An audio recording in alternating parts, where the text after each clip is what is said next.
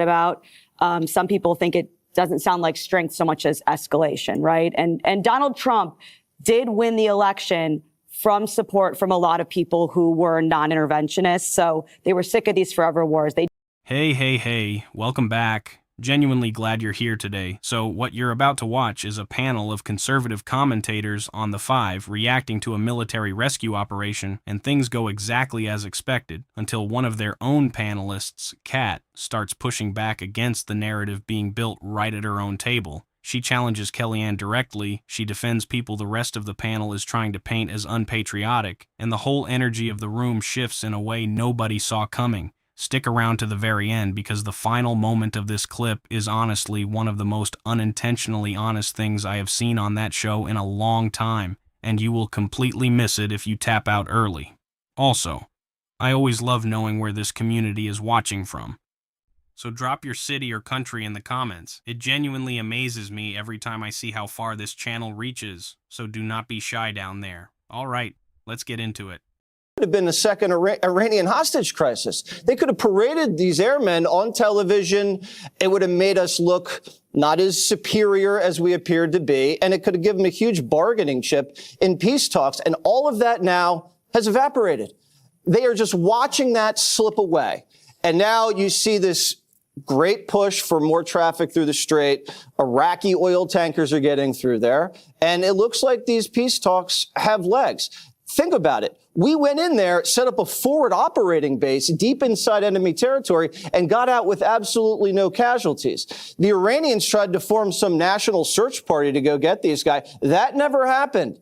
They were impotent, humiliated, and embarrassed, as the Joint Chiefs said. And hopefully this is the kind of moment that turns the war in our direction, as it already was. Well, and we know, Kellyanne, what Iran and the proxies that it supports, like Hamas, like to do with hostages. Yes. And when President Trump said we aren't going to leave anyone behind, that is what separates us from others. It's what should separate the United States, Dana, from everyone else, no matter who the president is. But we clearly know who's in charge now.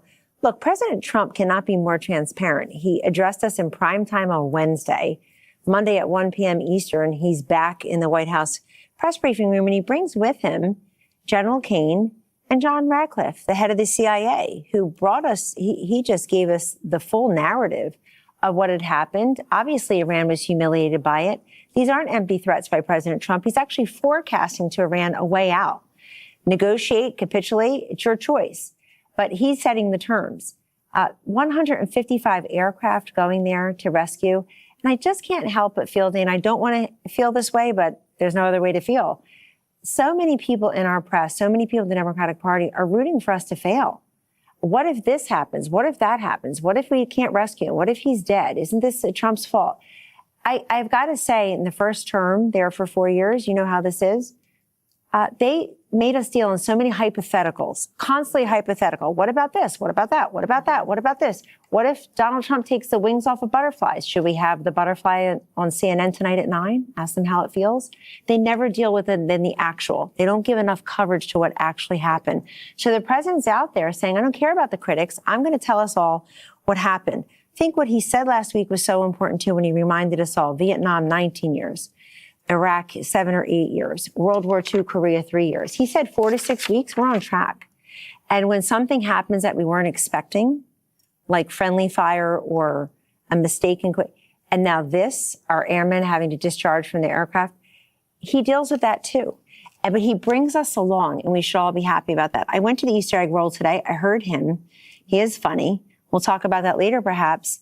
But what struck me most is he started the entire thing out by doing two things. He said, today is about Christ. It's about religion. It's about celebration, renewal. And then he told everybody what's happening in Iran. This is American might. It's why the people who said defund the police, the adjunct to that is really don't respect and don't resource our military.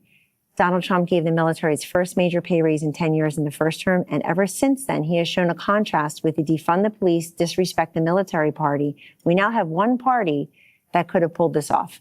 This is the part that nobody wants to sit with, because Jesse said it plainly. This could have been a second Iranian hostage crisis, and he's right. That is not spin. That is not partisan cheerleading. That is a real documented historical possibility that was avoided, and yet, somehow, the conversation immediately pivots to talking points instead of just letting that land for a second. You have to understand what a hostage situation would have meant strategically. When Iran held American hostages back in 1979, it lasted 444 days. It consumed an entire presidency. It reshaped American foreign policy for a generation. The psychological weight of seeing American servicemen paraded on international television is not just emotional, it is a massive geopolitical weapon. So yes, avoiding that outcome matters. Full stop. But here is where it gets frustrating. Because the moment Jesse finishes making that valid point, Kellyanne comes in and says so many people in the press and the Democratic Party are rooting for us to fail. And I need to stop right there. Because that move, that specific rhetorical move, is one of the most intellectually dishonest things you can do in a political conversation. You want to know why? Because questioning a strategy is not the same as wanting the mission to fail. Those are two completely different things. Asking what if is how military planners think. It is how risk assessment works.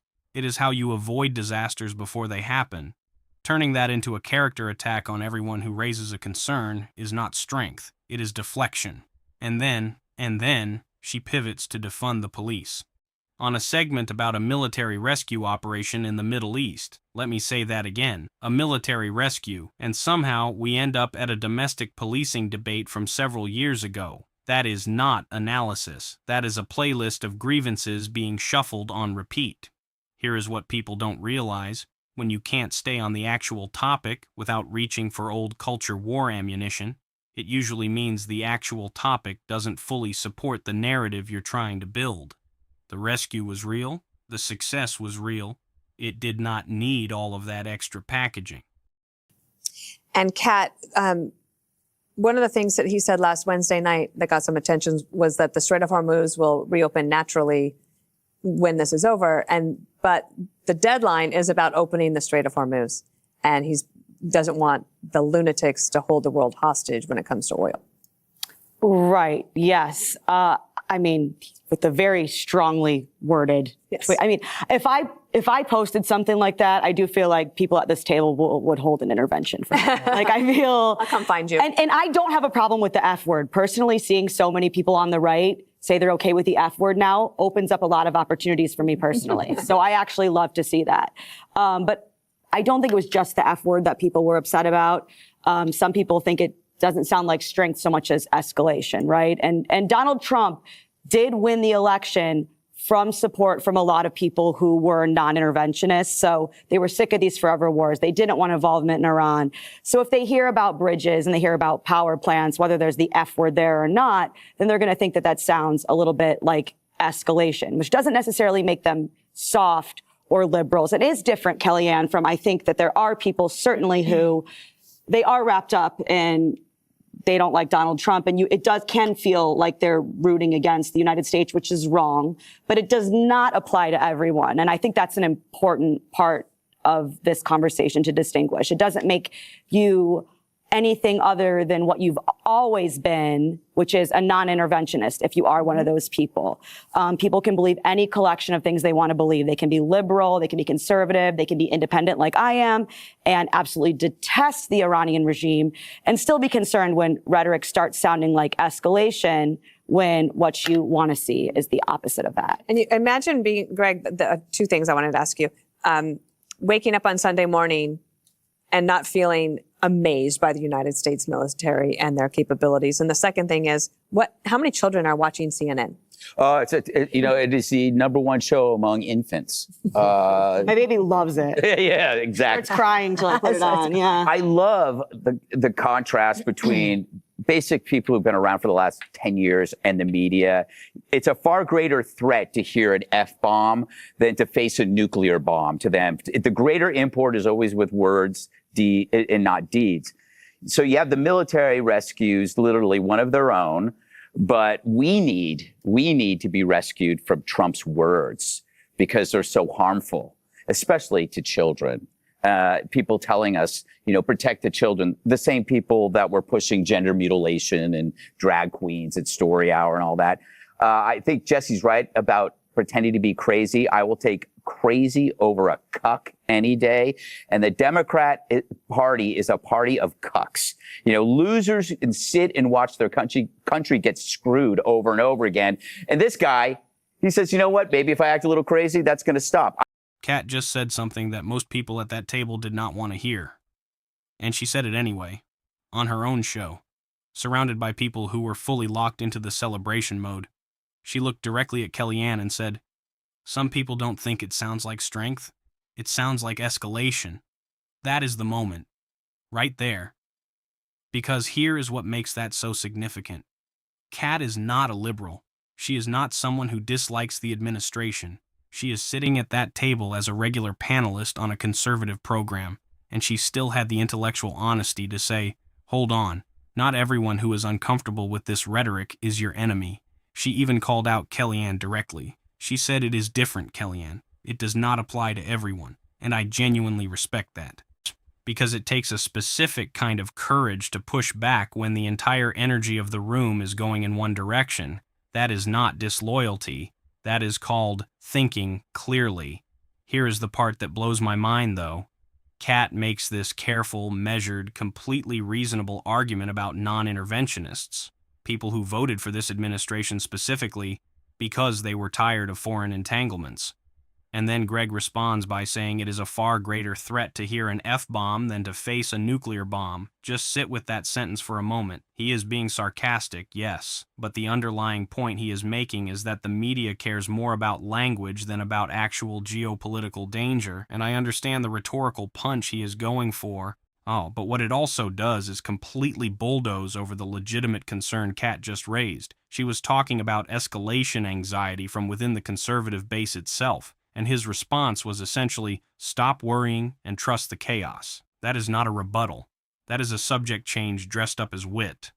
And the audience laughs, the moment passes, and Kat's point gets buried.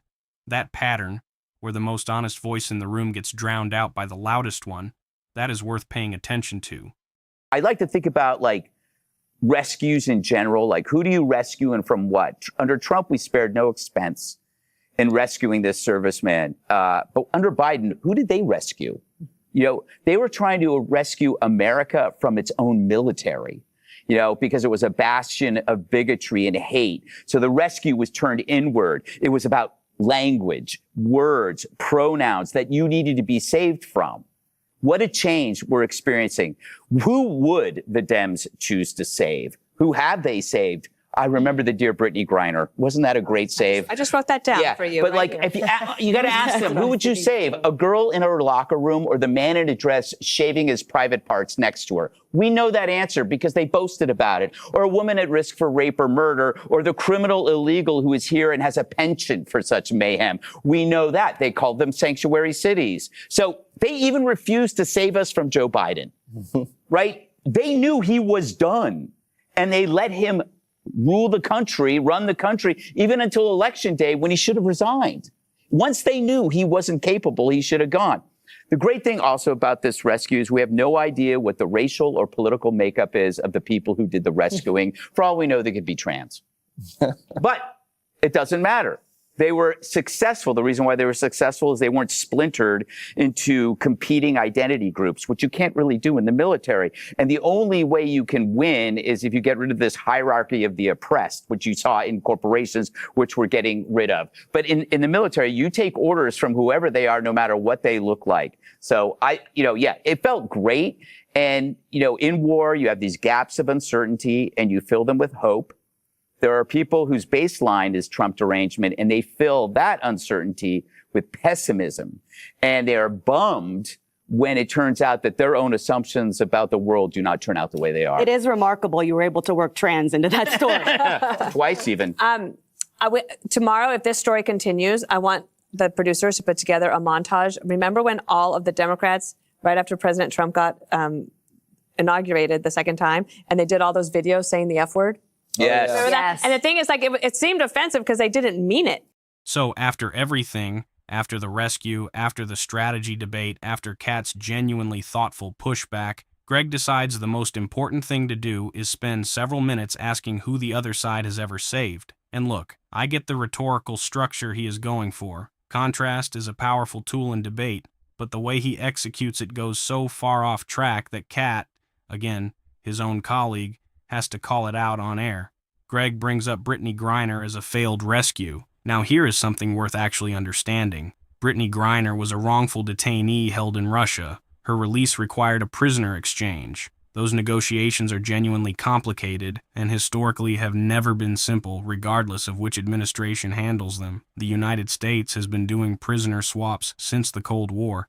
Reducing that entire diplomatic process to a punchline tells you more about the argument's weakness than its strength. And then Greg says, for all we know, the rescue team could be trans. But it doesn't matter. And I actually want to give him credit for saying the second part, because the second part is correct. It genuinely does not matter. The mission succeeded because of training, coordination, and execution. Full stop. But Kat immediately responds, it is remarkable that you were able to work trans into that story twice, and that one line does more damage to Greg's entire segment than any outside critic could have done, because it came from inside. It was calm, it was precise, and it was completely accurate. He forced an unrelated cultural grievance into a story about military excellence, and his own colleague noticed. Yenin said it out loud. That moment right there is the summary of this entire conversation. The actual story, a successful rescue operation, a real debate about escalation, a genuine tension between military action and diplomatic consequences. All of that kept getting interrupted by talking points that had nothing to do with what just happened. The most interesting voice in this entire segment was the one that kept getting the least amount of time. So what do you guys think of this? Leave your thoughts down in the comments. Please like and subscribe, and I will see you in the next video.